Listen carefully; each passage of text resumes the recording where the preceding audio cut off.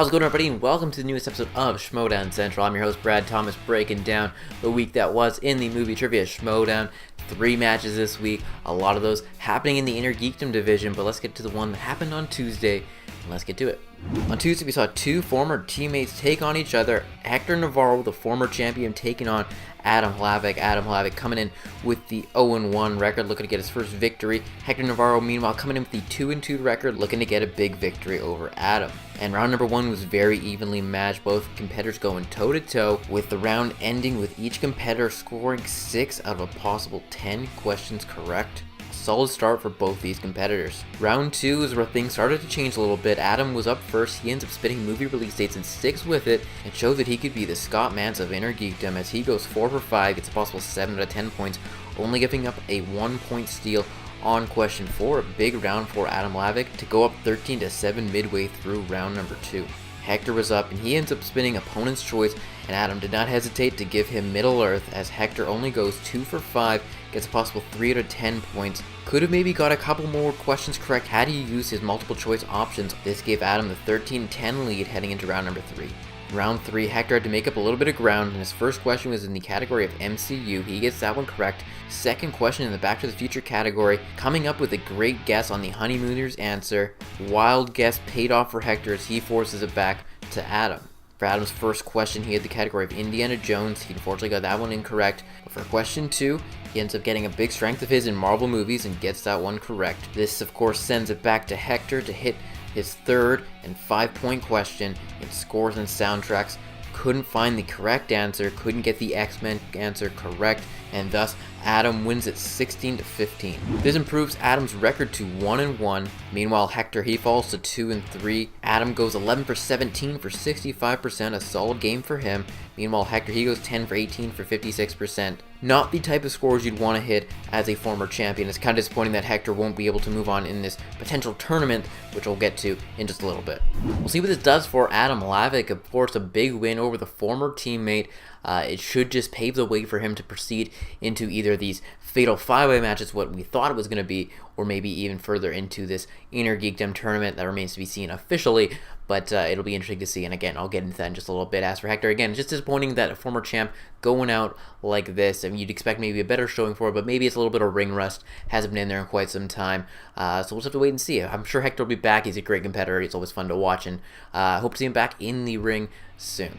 On Friday was a doubleheader, and for our first part, it was Emma Fyffe taking on Jeannine the Machine. Jeannine coming in with that 1-0 record, looking to get her second win of her career. Meanwhile, Emma Fyffe coming in with the 1-0 record, looking to step up to the challenge and get the win after Jeannine challenged her. Round 1 was pretty close, but Jeannine was able to inch ahead of Emma as Emma went 4 for 8, meanwhile Jeannine going 6 for 8, only missing 2 questions. And a big kind of mistake on Emma's part for the 5th question, unfortunately writing not Guillermo del Toro as opposed to just Guillermo del Toro for the Hellboy question, and unfortunately getting that one corrected. Kind of a big mistake on Emma's part there. In round number 2, Emma was up first, and she ends up spinning the category of Kate Winslet movies, and this also did not go in Emma's favor. She only gets 1 out of possible 4 questions correct, 1 out of possible 8 points, giving up a 2-point steal on the 3rd question and a 1-point steal on the 4th question.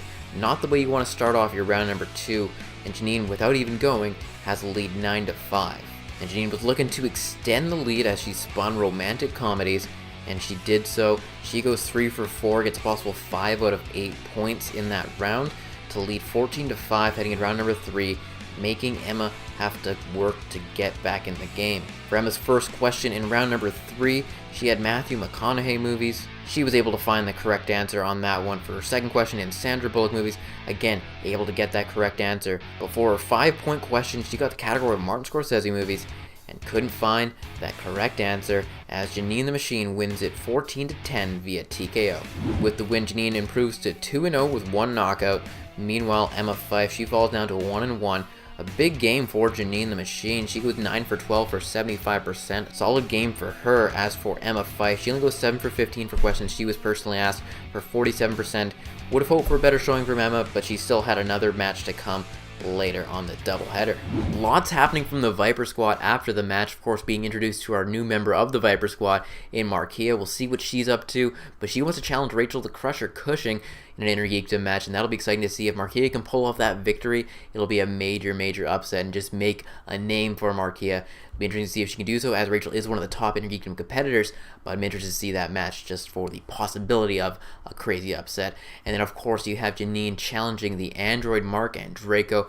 That should be exciting as well. I'm not sure if it was Inner Geekdom or not. It might be. Regardless, exciting match there as well. And of course Jay Washington challenging Emma Fyffe, which we get to see coming up next, which will be very exciting, and I'll break that one down right now. So the second doubleheader was up with Jay Washington taking on Emma Fyffe in an Inner Geekdom match. Emma Fyffe coming in with the 0-2 record, looking to get that first victory in Inner Geekdom. As for Jay Washington, coming in with the 1-1 record. Round number 1, it was back and forth for the entire round.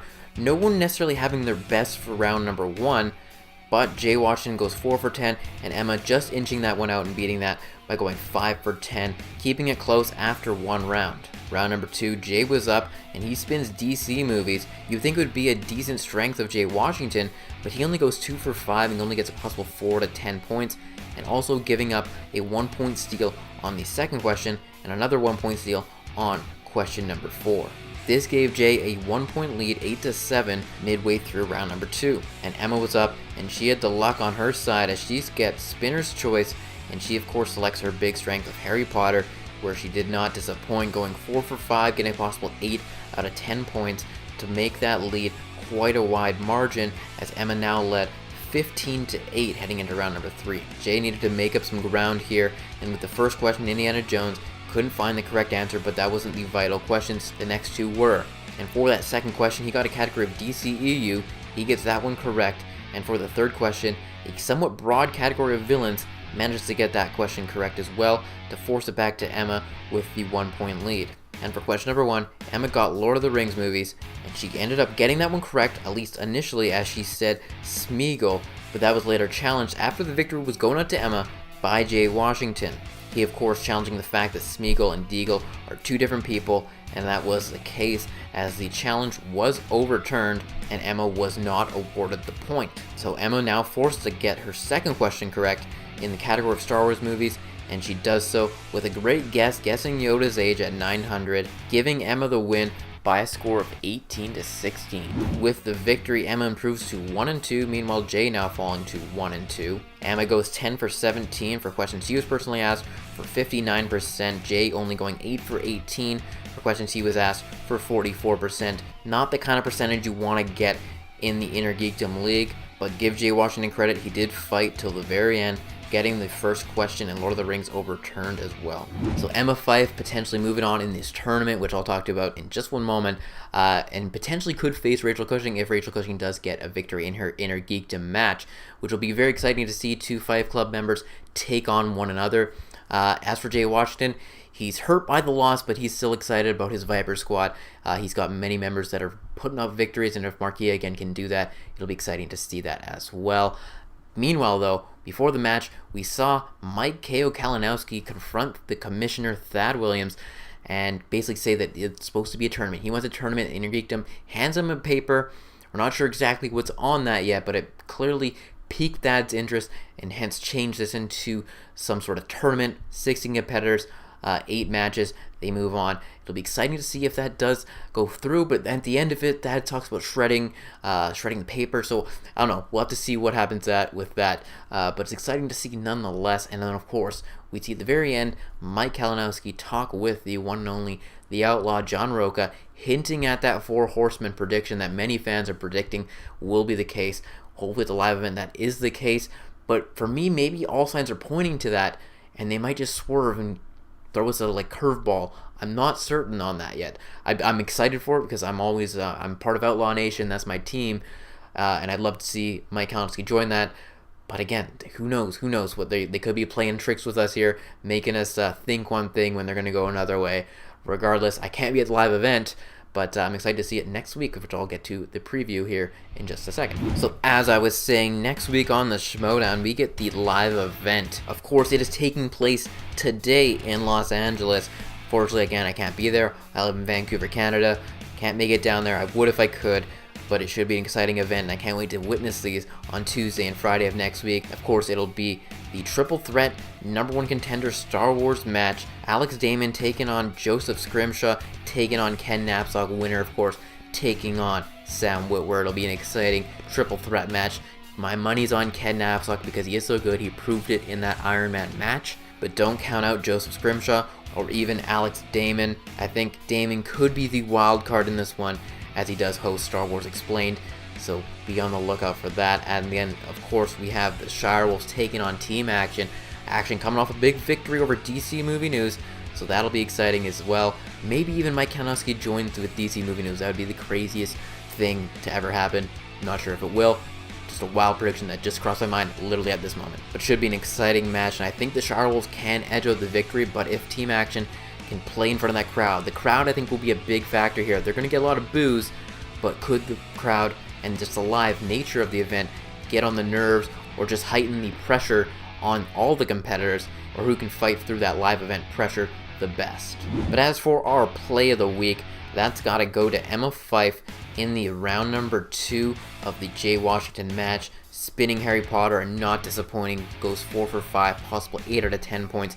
Impressive showing from Emma Fyffe in that round, 90% correct. Unfortunately just missing one question, but still, it was a big play to really separate that gap between her and Jay Washington that eventually propelled her on to get the victory. As for our misplay of the week, that's also going to be Emma Fyffe, but it's going to be from when she played Jeannine the Machine. Round number 1, question 5, Emma asked about the Hellboy director. She writes down, not Guillermo del Toro, and unfortunately it was Guillermo del Toro, but her writing not making that question incorrect. A very unfortunate misplay on Emma's part.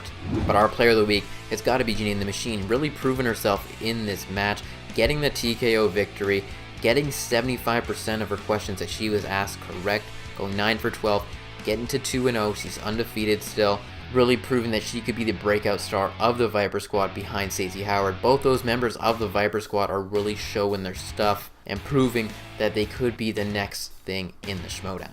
So that's it for this episode of Schmoedown Central. Hope you guys enjoyed it. Let me know your thoughts in the comment section below. Let me know what you think of the player, misplay of the week, what your predictions are for the live event. Don't spoil it if you've seen it already. If you're commenting after the fact, I have not. I'm excited to watch it when it does go down. Very pumped for it. Wish I could be there. But yeah, let me know your thoughts on that as well. Be sure to like this video, subscribe to the channel for more videos each week on Schmoedown Central. Love seeing I forgot to mention it, just thank you for subscribing. I gained a couple subscribers last week and stuff like that, so I appreciate that. The views are going up a little bit, and just like seeing your engagement and stuff like that. So again, just let me know your thoughts on that in the comment section below. And if you want to follow me on Twitter, you can follow me on my personal Twitter at 94BradThomas or at SchmoedownCent to keep up to date with the world of Schmoedown Central. And that's it, and I'll talk to you guys all next week, breaking down the live event on Schmoedown Central.